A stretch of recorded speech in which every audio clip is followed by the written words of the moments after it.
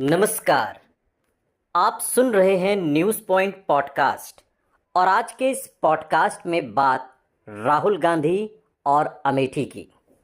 हालांकि दूसरे चरण के मतदान की तैयारी हो रही है, रैली की जा रही है, जनसभाएं हो रही हैं और अगले ही चरण में यानी कि दूसरे चरण में वायनाड में भी चुनाव होना है, केरल की सभी 20 सीटों पर।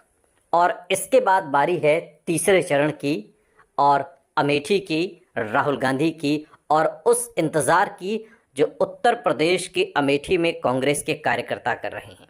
और सवाल यही कि क्या राहुल गांधी अमेठी से चुनाव लड़ेंगे?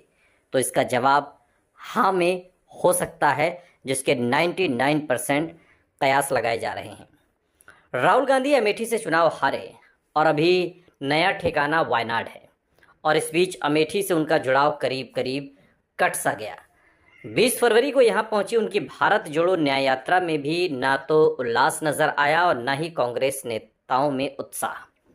संसदीय चुनाव की रंगत के बीच जब बीजेपी ने स्मृति ईरानी को मैदान में उतारा, मोर्चेबंदी शुरू कर दी, तो वहीं कांग्रेस में प्रत्याशी पर ही मंथन अभी तक चल रहा है। हालांकि अमेठी में 5वें चरण में 26 अप्रैल से नामांकन की शुरुआत होने वाली है। 3 मई नामांकन की अंतिम तिथि है और 20 मई को मतदान होना है। इस सबके बीच अमेठी से दूर रहते हुए भी बीते 15 दिनों से राहुल गांधी एक बार फिर चर्चा में हैं। और ये कांग्रेस की पहल नहीं बल्कि बीजेपी प्रत्याशी स्मृति ईरानी की रणनीति का एक प्रतिफल आप समझ सकते हैं। असल में 2019 में राहुल गांधी अमेठी के साथ ही केरल की वायनाड से भी चुनाव लड़े। अमेठी से बीजेपी प्रत्याशी स्मृति ईरानी से करारी हार मिली, वहीं वायनाड से जीतकर वो संसद पहुंचे। इस बार भी अभी तक राहुल गांधी वायनाड से ही चुनावी मैदान में हैं। उनके अमेठी से चुनाव लड़ने पर संशय बरकरार है। यहां से कभी प्रियंका गांधी तो कभी रॉबर्ट वाड्रा तक के नाम की चर्चा हो रही है। समीकरण साधने के लिए स्थानीय प्रत्याशी के नाम पर भी मंथन चल रहा है।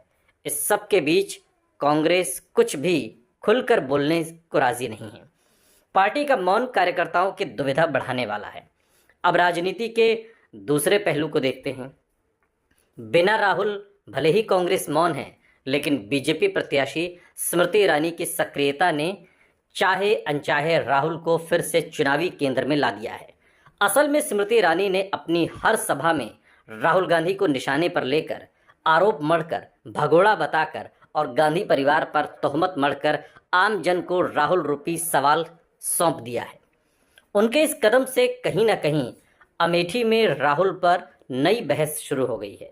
ये बहस किस मोड़ पर जाती है, इसका अंदाज़ा अभी लगाना थोड़ा जल्दबाजी है, लेकिन चुनावी समर में जो मैदान कांग्रेस प्रत्याशी के बिन सुना था, वो अब राहुल के नाम से रोमांचित जरूर करने लगा है।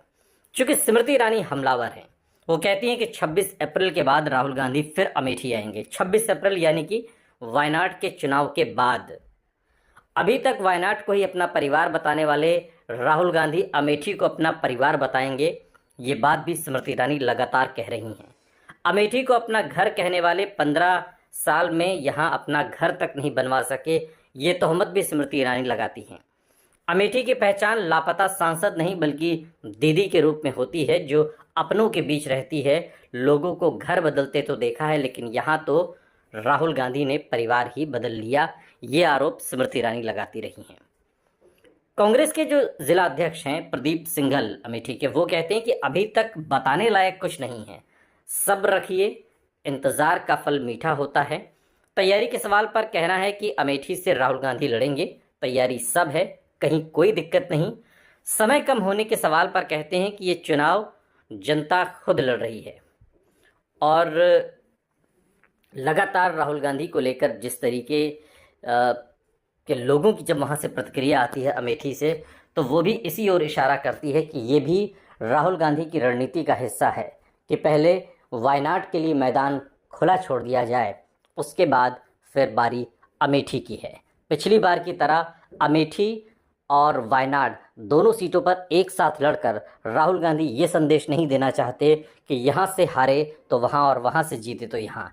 इस बार राहुल गांधी 2 सीटों पर तो चुनाव लड़ेंगे, लेकिन अलग अलग मोर्चेबंदी में, अलग अलग माहौल में और एक बार में एक ही बताकर। यानी कि अभी दूसरे चरण में जब वायनाड पर चुनाव संपन्न हो जाएंगे तब राहुल गांधी अमेठी का रुख करेंगे। सुनते रहिए न्यूज़ पॉइंट पॉडकास्ट, आपकी आवाज़।